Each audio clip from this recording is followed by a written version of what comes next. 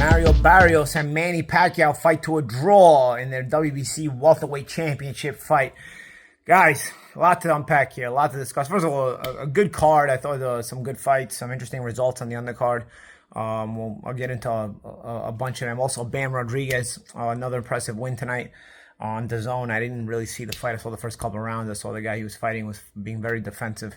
Then I went back and watched the Zoo and Fundora because they were fighting at the same time.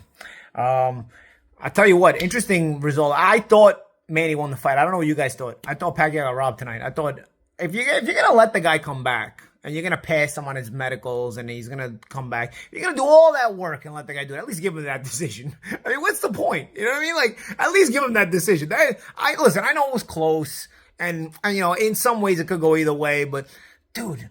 What have I been telling you? Mario Barrios sucks.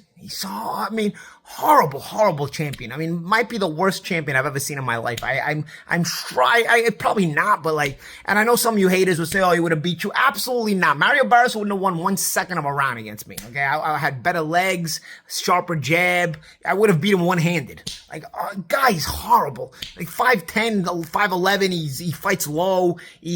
He can't figure out his range. Manny had better legs than him tonight at 46 years old. And Manny's legs, listen, they weren't great, but he was just in that rhythm that he sort of magnetizes you. And so he gets you to watch him instead of Barrios taking control of the round. So yeah, a lot of the rounds were close. I get it.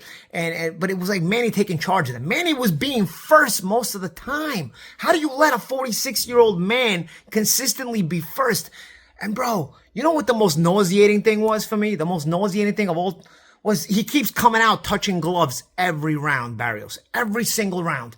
And Bob Santos finally going into like the 11th round tells him, stop touching gloves, stop respecting him. What does he do? He goes back out there and touches gloves. I can't even describe what I was feeling by that point. And honestly, I just wanted to see a good fight. The drama of the fight was was Manny really going to do this? Because the fight really wasn't that good. It actually wasn't good at all. But the drama of Manny might pull this off, that really was gluing you to the TV. That was really what was keeping you watching. Because honestly, if it wasn't for that, I would have probably shut the fight off. That's how bad it was. But because of the drama of Manny, you know, might do this. Manny, I mean, he was...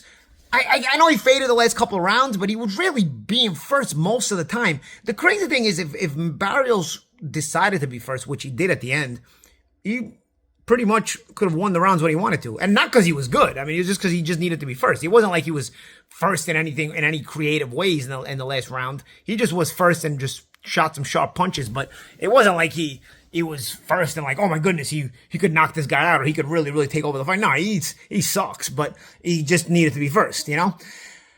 Manny, though, in his very veteran style, knew how to what they call in England old man it, where he just kind of makes it look like he's doing more than what he's doing, and he kind of mesmerizes you a little bit, hypnotizes you a little bit, and it was working because Mario Barrios wasn't really letting his hands go, so he was holding everything tight, and Manny was able to get off first, and Manny was able to get off these little pot shots and little combinations off here and there. A couple of times Barrios responded with a couple of body shots, but honestly, he was never punching with Manny most of the time. He wasn't responding a lot of times. It was just like either Manny was leading or he was leading. And Manny would counter, actually. Barrios rarely countered. He was fighting in a your turn, my turn style for 3/4 of the time that he was fighting. He did show some counter punching ability, but it's just like, dude, oh my goodness. God, he's bad. Man, is he horrible. What a horrible fighter. I mean, this is the WBC welterweight champion. Manny picked it good, though. Because at 46 years old, you're going to try to pick off a champion? Yeah, there's nothing wrong with that. I think, you know, I wouldn't expect a 46-year-old guy to go take on Ennis, you know? So it's not a knock on Manny for doing this. He saw his chance to make history. As a matter of fact, on the broadcast, if you guys saw it on the broadcast, they were saying that Manny's wife actually picked out Mario Barrios, and she said, you could beat this guy. You know what? To me, she was right. Because I thought Manny won the fight tonight, man. Do they make the rematch now? I mean, what do you do? I mean, you can't just leave it hanging like that. But what I'm saying is, you let this guy come back, right? For a 46-year-old to come back, he's got to go through a battery of medical tests, right? Because, you know, nobody wants a lawsuit on their hands. God forbid the guy gets hurt. So you go through all those medicals. You pass him. You let him go through camp. You do everything, and then you don't give him this fight? If you're going to go through all that trouble, at least give the guy the fight, man. You know what I mean? Let the guy have the satisfaction. We'll go through all that trouble, and then you're going to, I don't know, basically rob him. I know it's not the worst robbery in the world. Like I said, I'm sure some of you may have thought it was closer, maybe even gave it to Mario. But honestly, for this point, the guy's 46 years old. Barrios should be ashamed of himself to even have let it be that competitive. The whole, what does he call himself? Aztec Warrior? I hope, dude, you Mexican fans got to get out there and reclaim that name back. That Aztec Warrior name can't just be given to any Mexican, dude. A guy who fought like this should have that name banished from from the record forever. You can't do that. I mean, Fernando Vargas was the Aztec Warrior. He wore that on his chest with blood. I mean, dude, this guy comes with this old Aztec Warrior. He sucks. Fight after fight, he sucks. But tonight, he also showed no balls at all against a 46-year-old man who was basically there for the taking. And he allowed himself to basically be lucky to walk away with his own world championship. He was fortunate to walk away with his own world championship. I was absolutely godsmacked. I don't even know what adjective to use anymore. I'm still in shock trying to process what I just watched. That the fight was horrible. The drama of the fight was, like I said, it just kept me in the fight because Manny might win it. And then in the end, to watch it, to go through that, sit through that, and then they don't even give it to Manny. Oh my goodness. I don't know, man.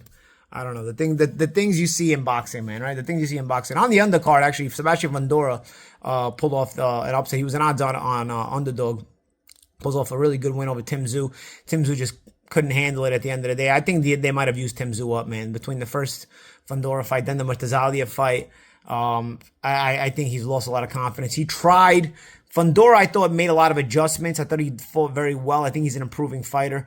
I like the way he wasn't overcommitting on his offense, so he was just like little shots, and all he has to do is slide in and out. He realized that with his height, he just has to slide in and out. He doesn't even really need head movement because he's so tall. If he just has to slide in and out of range and not overcommit with total power, just pot shot, little sharp shots.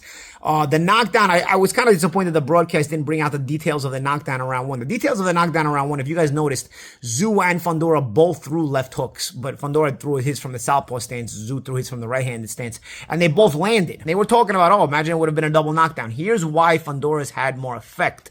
He turned the knuckles over on his hook. If you look at the replay of the Tszyu and Fundora first round knockdown, they both land with their left hooks, but Fundora turns the knuckle over while Tszyu is slapping with his left hook. Therefore, he has less effect. It's a nice shot, but it's less effect because he doesn't turn the knuckles over. While Tszyu goes down because Fundora turns the knuckles over on his shot. And that was the difference in the double connect there in round one that sort of started the momentum for Fundora.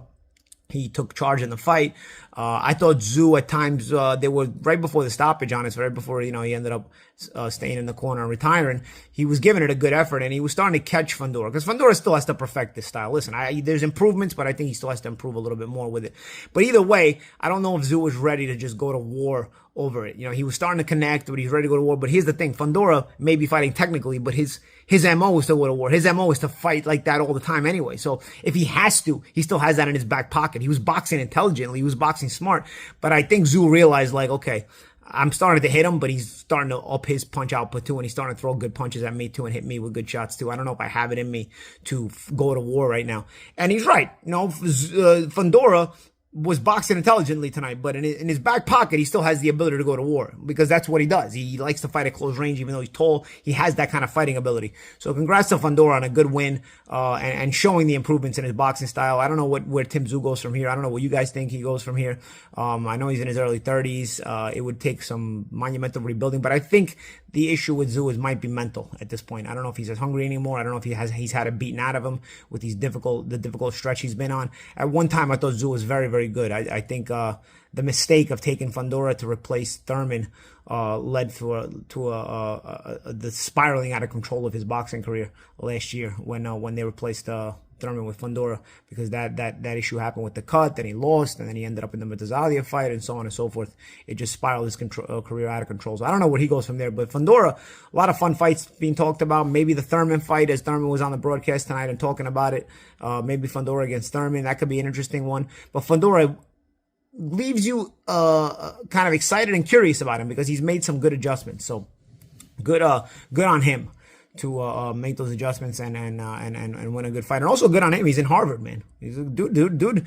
I like the way he plays up the role too. He has this Clark Kent look, where he wears his glasses when he's not fighting, and he has sort of this Clark Kent look. I kind of like the way he plays his image. He's a smart kid. He's an intelligent kid. You can tell they're a good family, and easy guy to root for as well, as is Tim Tszyu. But this is sports. Like Usyk said earlier today, Bro, it's sport. Somebody's got to win, somebody's got to lose, right? Usyk said that in the post-fight interview when they asked him if he had any advice for for Dubois. I don't know if he's caught that. That was pretty funny. But on the card too, Joey Gonzalez. I thought Joey Gonzalez had a good chance to pull off the upset against Brandon Figueroa. It was close. It could have went his way, but Figueroa sort of surged later and took it back. Joey Gonzalez has been a solid fighter. He just has sort of been, you know, he's got two good wins in the amateurs over Gervonta Davis. Was a very good amateur. Just hasn't been able to get over the hump as a pro. Losses to Navarrete, Shakur Stevenson. Tough, you know. But when he stepped up, he's just come up just short. And tonight was probably his best chance to get over the hump. We've had him on Pro Box TV where I work at a couple times. He's been impressive both times. He just recently had beaten Arnold Kagai, who was a mandatory for a world title shot, and Joe had beat him and put himself into this position to fight Figueroa. And I thought he could have even got this decision tonight, but he didn't. So kind of heartbreaking because it was a physically debilitating fight. And it might be one where, you know, I don't know if you leave a piece of yourself in there and you're not the same, but we'll see where Joe goes from here, and we'll see where Brandon goes with the win, because Brandon looked like total doo-doo in the Stephen Fulton fight. So he gets a good win here over Joey Gonzalez. Do you do a rematch? Honestly, that was a good enough fight and a close enough fight where you just might do a rematch. I don't know where you stick Brandon right now. And I think Joet is a hard luck guy who can still maybe able to compete at this level, but this is a tough fight for both guys. So we'll see how that goes. On the Bam Rodriguez card, also Diego Pacheco beat Macumbi. Pretty dominant fight. Macumbi always gives it a tough go, but Pacheco with a solid win, won almost all the rounds and had to work for it a little bit, but was pretty dominant in the fight. Pacheco started to really cement himself at 168 pounds. That's going to be a fun weight class as well. So a lot of boxing today, guys. A lot of boxing. Am I missing any other fights here? Pitbull Cruz, last minute opponent with Salcido. Salcido's another guy we had also had on Pro Box TV, so I was a little bit familiar with him, but I think he fought just to kind of go the rounds. He didn't really go for it against Pitbull. But I don't know what you guys think of Pitbull, but at 140 pounds, you know, I don't know where he's really going to go against the level of championship type of fighters that are at 140 pounds. I don't think he beats any of them. He's durable, so he might get some fights against them, but I don't think he can beat any of them at this point. Can he go to 135? Was this fight tonight at 135? I don't even know. I think it was at 140, but I think in the very least he should be at 135. Maybe give himself a shot there. But honestly, even at 135, he might not win a title again. Just a durable guy, though. That's my opinion on him. But what do you think about, going back to the main event, man, what do you think about Pacquiao and Barrios? Who did you have winning, number one? And do we do a rematch? Should we see a rematch? I mean, at this point, if you're going to make the rematch and it happens again like this, I mean, it's just it pains me that Barrios keeps getting these fights. It pains me. I think he's horrible. I think he's absolutely horrible. But whatever. Probably a good kid. You know, I'm not gonna hate on him for at least being able to make some money and get some opportunities. But you may get a rematch. Who knows? Maybe you do the rematch and this time maybe you don't rob Manny.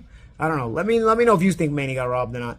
What about this one, guys? What about Floyd Mayweather sees this and sees just how beatable Mario Barrios is, and Floyd Mayweather comes back? And you know what, PBC, Floyd Mayweather has the ticket to the front line if he wants it. What if Floyd Mayweather comes back and fights Mario Barrios? Now, that really throw everything for a loop. And then Manny has to take a step back and fight somebody else in the meantime. And if he wins and Mayweather wins, maybe you do Mayweather-Pacquiao again. I don't know. Now I'm just running the hypotheticals, guys. But this is the kind of night it's been. This is what boxing, the circus that boxing is turning into. And sometimes it's enough drama to get your attention or really get you hooked. And it did tonight. I had me hooked. You know, as bad as the main event fight was, it had me hooked. Just for the fact that Manny might pull it off. And then just when they had me hooked, they didn't give the guy a decision. Only in boxing, guys. I'm Paulie Malignaggi. This is Paulie TV.